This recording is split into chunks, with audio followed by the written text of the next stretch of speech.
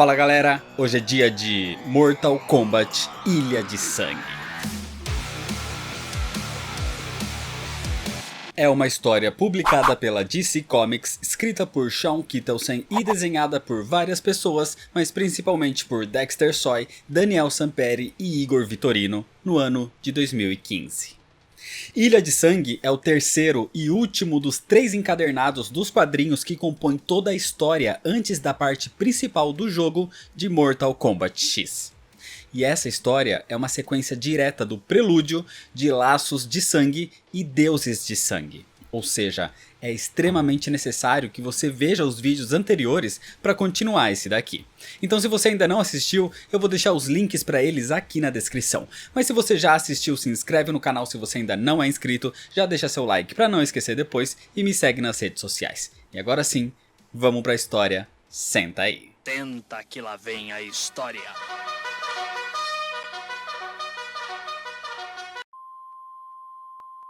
A história começa nas praias da ilha de Shang Tsung. De um lado, Koh Tao Kahn com os seus guerreiros, ao lado de Devorah, Sonya Blade e Johnny Cage. E do outro, as forças do Dragão Vermelho com Scarlet, Reiko e as 2 garotas possuídas pela magia de sangue, Jack Briggs e Cassie Cage. Sonya e Johnny tentam salvar as garotas, mas corrompidas, elas simplesmente atacam. Koh Tao Kahn devasta parte do Dragão Vermelho e vai pra cima de Reiko, enquanto Devorah vai pra cima de Scarlet. Reiko se mostra extremamente poderoso, ainda mais com o poder do Deus de Sangue, e ele derrota Koh Tao Kahn. Devorah ataca Scarlet, a afastando, e ela parte para ajudar o seu imperador, mas Reiko realmente era superior, e ele simplesmente rasga Devorah ao meio.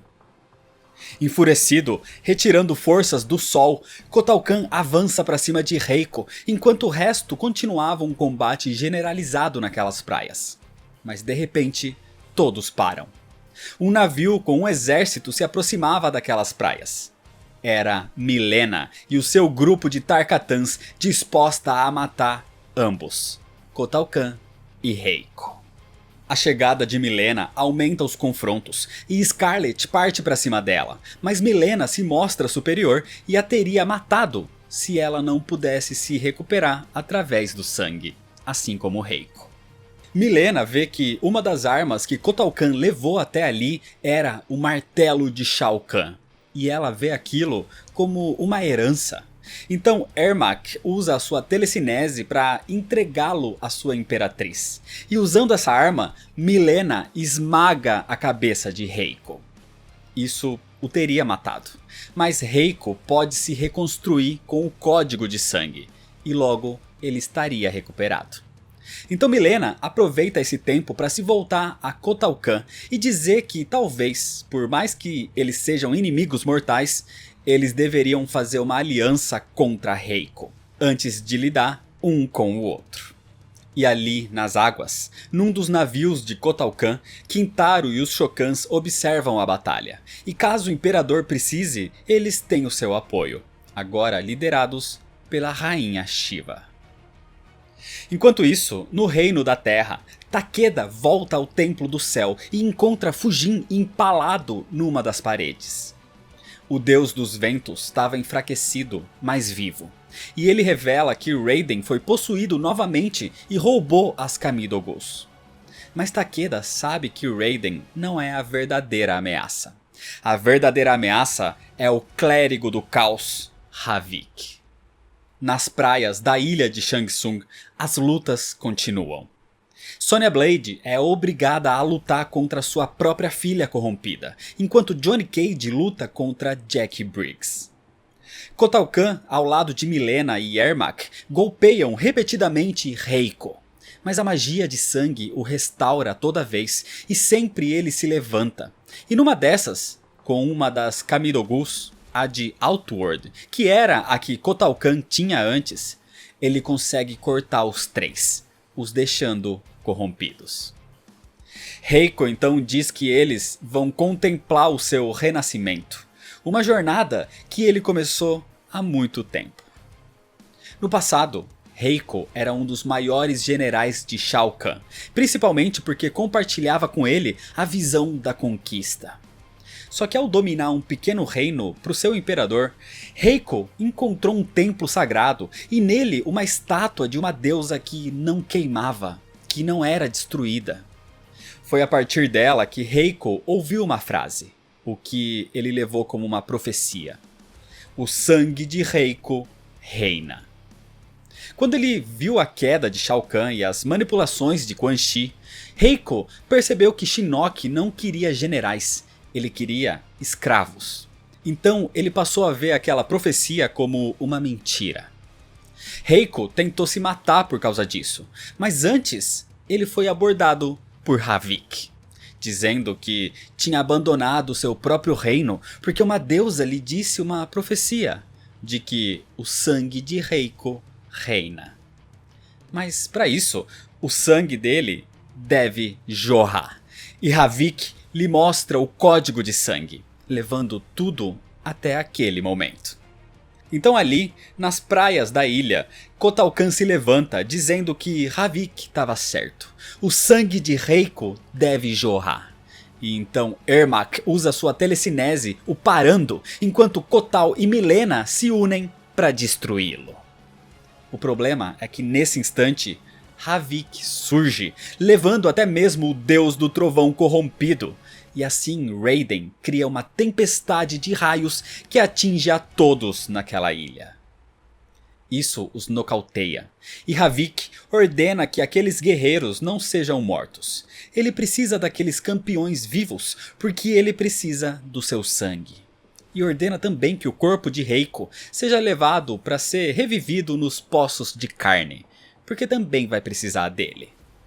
E enquanto os dragões vermelhos levavam todos, nas areias da praia, insetos se amontoavam. Mais tarde, Sonya Blade desperta nas câmaras da ilha, amarrada com o seu sangue sendo drenado, e Havik dizendo que na verdade não são 6 Kamidogus, são 7. E agora eles têm todas as 6 graças à corrupção de Raiden.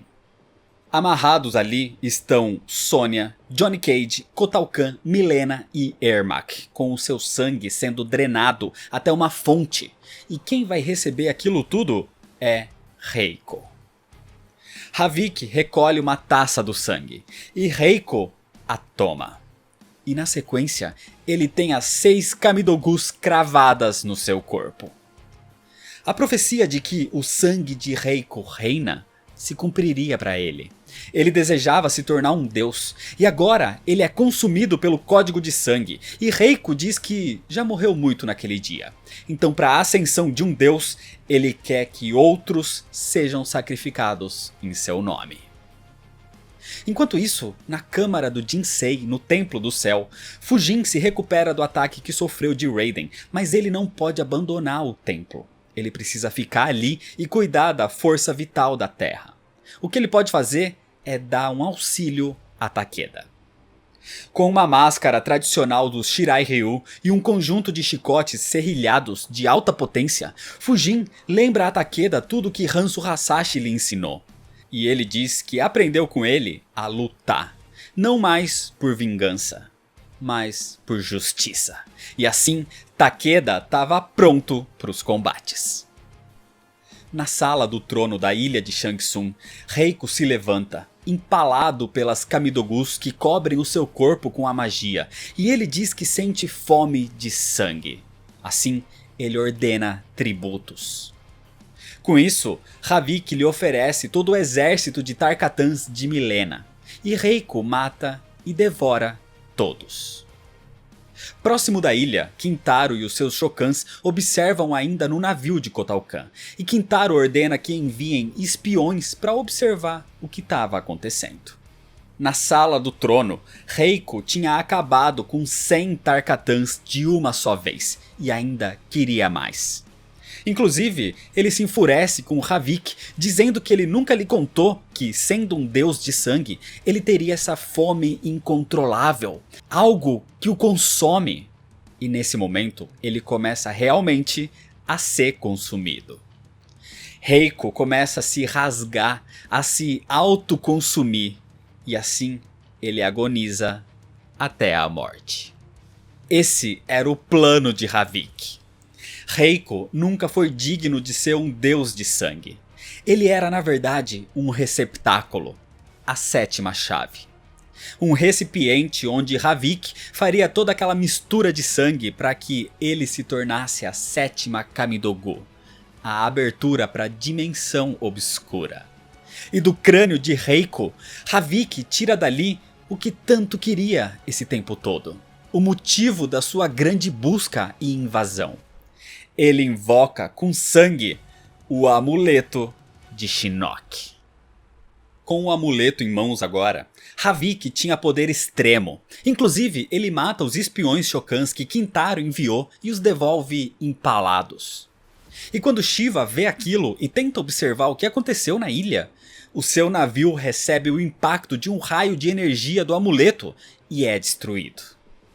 Os explosivos ali fazem o resto do serviço, matando muitos Shokans, inclusive com alguns morrendo afogados.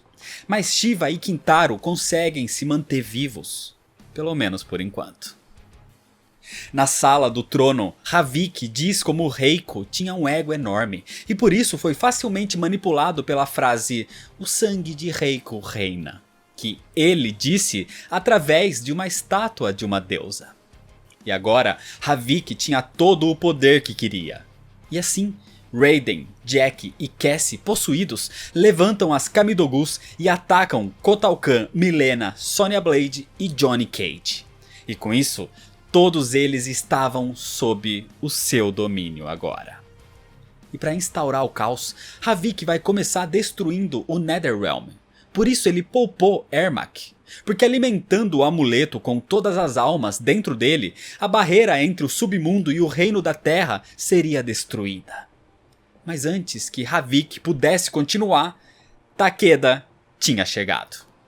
Do lado de fora, Shiva e Kintaro chegam às praias, onde observam alguns soldados do Dragão Vermelho olhando uma pilha de insetos, dizendo que deveriam queimar aquilo. Mas antes que pudessem fazer qualquer coisa, aqueles insetos os atacam, matando a todos ali e se reunindo num só lugar, numa só pessoa. Os insetos reunidos eram Devorah. Mesmo depois de ter sido destruída, ela estava de volta e feliz por ver Shokans vivos, até mesmo Kintaro. Então Devorah diz que eles devem se unir para salvar o seu imperador. E Kotal tinha deixado algo escondido por ali em caso de necessidade. No palácio, Takeda estava lutando e derrotando facilmente Cassie Cage e Jack Briggs, dizendo que elas aprenderam a lutar por diversão. Diferente dele, que precisou aprender por sobrevivência, crescendo num clã cheio de assassinos. O problema é que os outros corrompidos eram veteranos, e por mais que Takeda seja bastante habilidoso, esse desafio era demais para ele. Então Havik lhe dá uma escolha. Que Takeda se torne um dos seus agentes do caos, ou morra e se junte ao seu mestre no inferno. E nesse momento, a gente tem uma visão do submundo, onde Hanzo Hasashi não tinha desistido da sua vida e até ali ele lutava. Hanzo lutava, nesse momento, com ele próprio, com o seu fogo interior. Ele lutava contra o Scorpion. Hanzo luta contra seu demônio interior, numa luta de superação contra a vingança. No palácio de Shang Tsung, Havik tortura Takeda com o amuleto, dizendo para que ele escolha o seu destino. E Takeda responde: a sua escolha é o combate. Mas Havik é mais poderoso e estava pronto para acabar com o garoto. Só que ele não esperava ser surpreendido nesse momento com um tiro na sua mão que o faz soltar o amuleto. O tiro vem de um portal onde surge Devorah, Aaron Black, Reptile, Pharah e Thor com Shiva e Kintaro. E eles usavam a Pedra Portal, o artefato que Kotal Kahn deixou escondido em caso de necessidade. Isso inicia um combate generalizado desse praticamente esquadrão suicida contra os guerreiros corrompidos de Havik. Havik tinha deixado o amuleto de Shinnok cair e Takeda o pega, mas Havik vai atrás dele. Takeda até tenta usar o poder do amuleto para atacar, mas ele não sabe como manipular aquela relíquia, e assim Havik o para. Enquanto isso, no submundo, Hanzo queima o seu interior, mas dessa vez o fogo não é o da vingança, é o da justiça. E mostrando que ele realmente deixou o sentimento de vingança para trás, Hanzo mata o Scorpion. Assim, na sala do trono, Havik está pronto para acabar com Takeda, mesmo que o garoto esteja abastecido com a energia do Jinsei, que o deixa muito mais resistente. Havik diz que Raiden estava errado em achar que teria paz ao aprisionar Shinnok, porque a paz é uma ótima oportunidade para o caos. E enquanto ele diz isso, o caos surge para ele. Hanzo Hasashi aparece, vindo diretamente do submundo e arrancando a cabeça de Havik.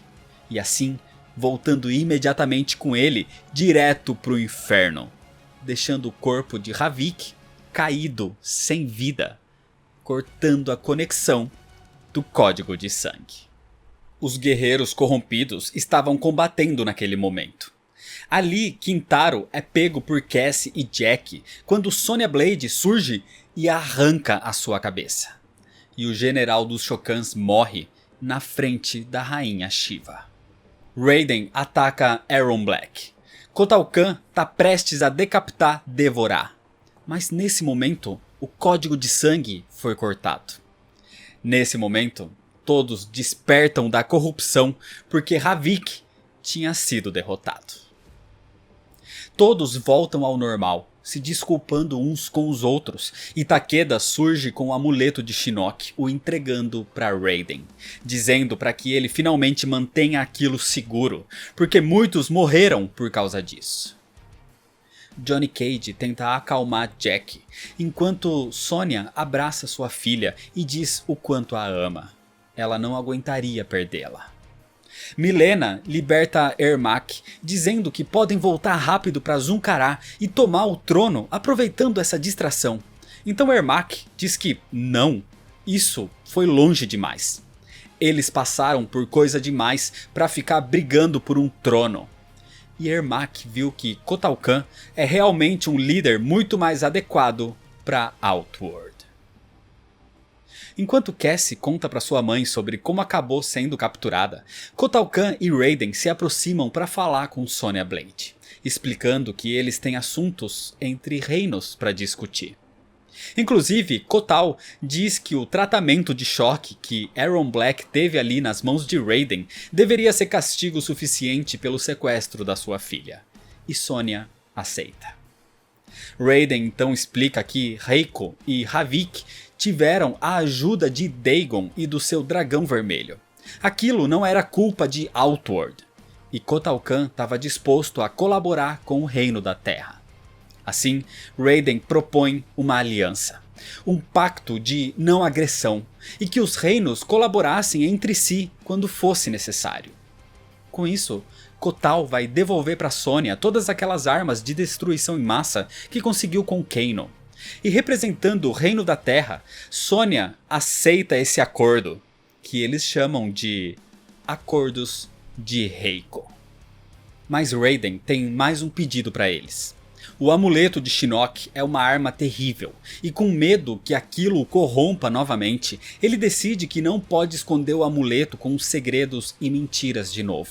Isso fez vítimas demais. Então a relíquia deveria ser guardada por um campeão qualificado, e Raiden diz a Kotal Kahn e a Sonya Blade que deveria ser um deles. Só que Kotal recusa.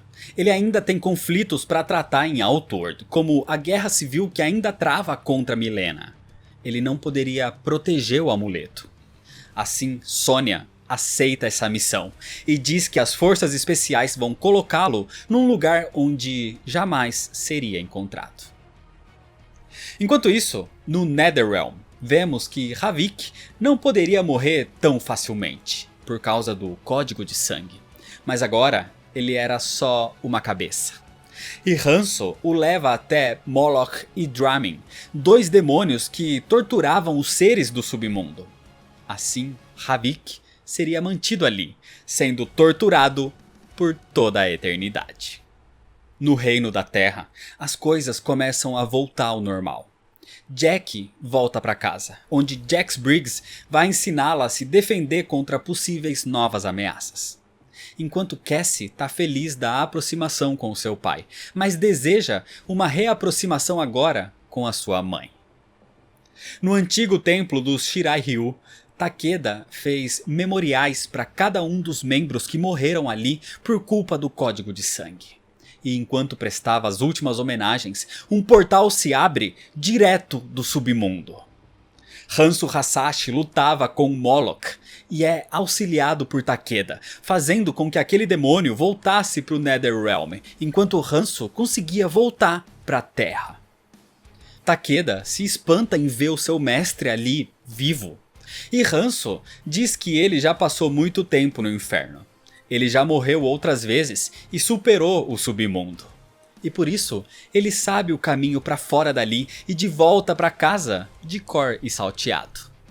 E Hanzo agradece Takeda, dizendo que ele é o orgulho dos Shirai-Ryu.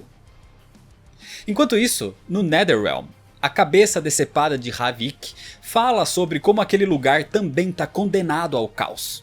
Mas antes de continuar falando, ele é rapidamente esmagado. Quem faz isso é ninguém menos que o feiticeiro Quan Chi.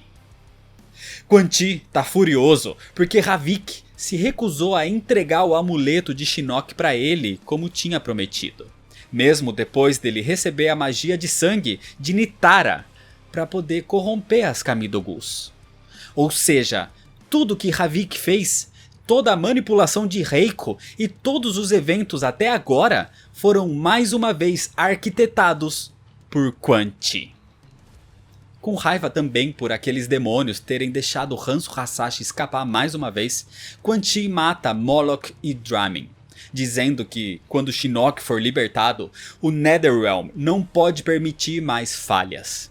E ele diz isso aos seus espectros, Kitana, Liu Kang e Kung Lao. Mas agora com o amuleto exposto, sem as trancas das Kamidogus, talvez eles possam consegui-las através da sua nova aliada, Devorah. Devorah diz que agora, vendo o tamanho do poder do Deus caído vindo daquele amuleto, ela percebe que o poder de Kotal Kahn é patético. E agora ela está ansiosa para servir ao Deus Shinnok. Depois disso tudo, no reino da terra, o mestre Boraicho se encontra com um jovem ladrão chamado Kung Jin. Kung Jin é primo de Kung Lao, mas diz que não pode integrar o templo Shaolin porque seria considerado como um marginal entre eles. Por isso, ele faz esses serviços como ladrão. O que Boraicho recebeu dele é um envelope, e ele o leva até o seu hóspede ali, que agora estava 100% recuperado. Era Kuai Liang, o Sub-Zero. O que ele tem ali naquele envelope é um tipo de pendrive, e com aquilo, Sub-Zero diz que estava na hora de acabar com o Cyber Lin Kuei. Sub-Zero e Boraicho vão até a China, na frente de um antigo bunker anti-radiação. As informações roubadas por Kung Jin indicam que ali é a nova sede do Cyber Lin Kuei, liderado agora por Sector. Então, enquanto Boraicho ficaria ali fora à espera de qualquer ciborgue que quisesse sair, Sub-Zero parte para dentro do local. Kuai Liang invade e destrói vários ciborgues, chegando até os servidores principais, onde ele coloca aquele pendrive recebido para carregar um vírus naquele sistema. Com o alarme disparado, Sub-Zero continua os combates, e avançando por ali, ele descobre que agora existem clones dos Lin Kuei cibernéticos. E com um grande número de ciborgues, Sub-Zero é capturado.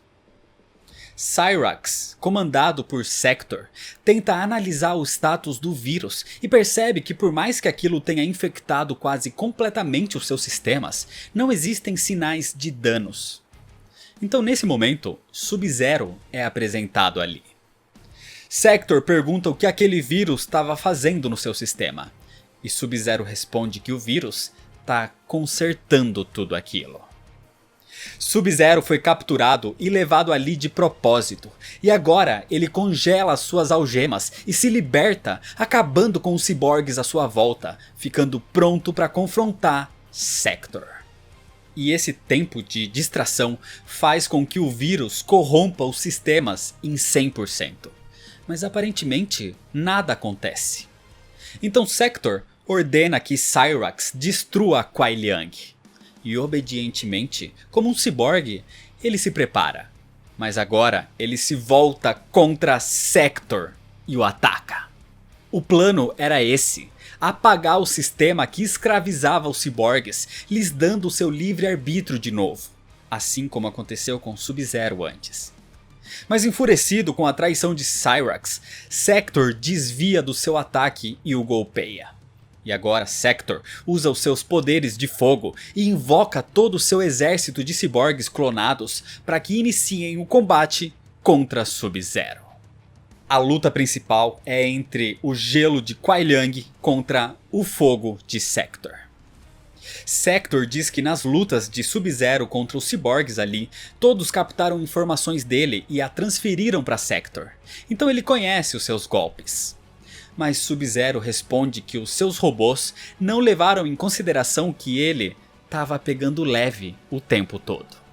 Assim, aumentando seu poder congelante, Sub-Zero cria suas espadas de gelo e corta os braços e a cabeça de Sector, finalmente matando o líder do Cyber Lin Kuei. Com isso, todos os clones ali param, e sem o seu mestre, eles precisam de uma substituição imediata de comandante. E o segundo em comando era Cyrax. E agora, com a sua humanidade de volta, os clones se acalmam. Cyrax é o último ciborgue original, o último ainda humano. E ele diz a Sub-Zero que foi maravilhoso poder lutar como um Lin Kuei de verdade, pelo menos uma última vez. Mas só existe uma pessoa que pode restaurar o seu clã com honra. E esse é Sub-Zero. Assim, Cyrax inicia uma sequência de autodestruição e diz a Sub-Zero que ele é o grão-mestre agora. Do lado de fora da base, Boraicho, cercado por vários corpos de ciborgues destruídos, é pego pela explosão daquele bunker, onde Sub-Zero surge apagando as suas chamas e carregando os restos mortais de Sector. E ele agradece ao mestre, dizendo que a sua missão foi cumprida. Algumas semanas depois, no templo Lin Kuei no Ártico, Sub-Zero medita quando ele de repente percebe que tem alguém ali e ele a imobiliza. Aquela era Frost, e ela diz que Raiden a enviou para participar do torneio. Mas Sub-Zero não entende o que ela está falando. Então Frost explica: o torneio de admissão do novo Lin Kuei. Todos estão ali como candidatos a novos integrantes. Assim Sub-Zero vê várias pessoas, vários candidatos. Kuai Liang nunca disse nada, mas Raiden lhe enviou novos recrutas. E ali ele vai reviver o seu clã os treinando. E talvez algum deles seja digno de ser parte do novo Lin Kuei. Enquanto isso, na Floresta Vermelha, o esconderijo do Dragão Vermelho, Goro aparece exigindo uma audiência com Dagon, o fundador do clã. Goro diz que estudou a história do seu rei dragão Onaga, onde viu nas escrituras dizendo que se alguém cortasse a mão de Onaga, outra nascia no seu lugar. E isso muito lhe interessava. E Goro tem algo como tributo para que ele seja aceito. Ele tem o espião que traiu Dagon e o Dragão Vermelho. Ele tem ali um espancado Kenshi. E muito feliz com isso, Dagon aceita Goro como novo membro do Dragão Vermelho. E é desse jeito que termina a história. Os quadrinhos de Mortal Kombat X, feitos em 36 edições, divididos em 3 encadernados, são extremamente essenciais para o entendimento total do jogo em si. E na minha visão, isso é um grande problema. O jogo tem uma história aparentemente rasa, com personagens novos que você praticamente não se importa. Mas quem faz o papel de mudar essa perspectiva são os quadrinhos. Com essa leitura, você consegue se apegar muito mais aos personagens e aos acontecimentos, entendendo melhor as motivações e todos os conflitos. E analisando o roteiro, principalmente por ser uma história ligada a um jogo, e por mais que tenha alguns furos, é uma história boa e bem escrita. Só que jogos e quadrinhos são mídias diferentes entre si, e não necessariamente quem consome um consome o outro, então uma mídia acaba sendo prejudicada sem o conhecimento da outra. A narrativa do quadrinho tem certos momentos de quebra de flashback e tudo mais, mas não incomodam tanto como a frequência em que isso acontece no jogo, porque são diluídas em 36 edições, então não é algo que incomoda. E a arte faz o básico muito bem, e não chega a incomodar com a grande quantidade de mudança de artistas, porque todos seguem a mesma impressão visual, então como um todo eu acho uma boa arte. Só que o mais importante é que agora, conhecendo tudo o que aconteceu nesse meio tempo, você pode finalmente compreender os eventos principais do jogo. Esse vídeo foi a parte 4 do todo, então a continuação e o encerramento de toda a cronologia de Mortal Kombat X segue exatamente no próximo vídeo. Por isso, se você ainda não é inscrito, se inscreve no canal para não perder o final, deixa seu like se você gostou, me segue lá nas redes sociais para ficar por dentro das novidades e compartilha esse vídeo com seus amigos. Muito obrigado, valeu e até mais.